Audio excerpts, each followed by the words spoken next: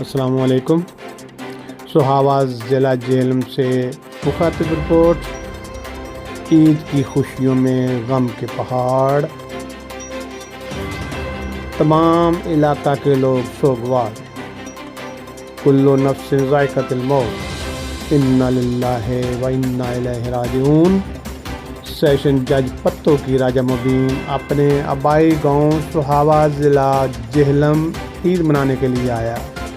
مقامی ڈیم سہاوا میں نہاتے ہوئے راجہ مبین سیشن جج پتو کی ان کا ایک بیٹا، بہنوئی اور بہنوئی کا بیٹا توازن برقرار نہ رکھ سکے اور ڈیم میں ڈوب گئے۔ ڈسٹرکٹ پولیس آفیسر جہلم بھاری نفری کے ساتھ موقع پر پہنچ گئے۔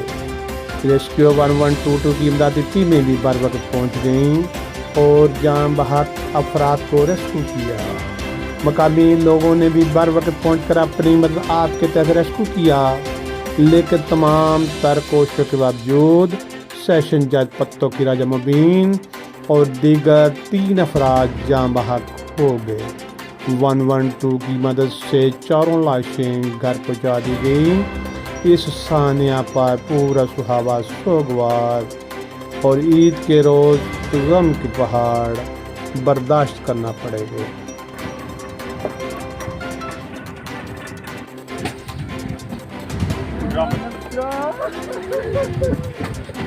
ایک بچہ اچھا چلو جی سارے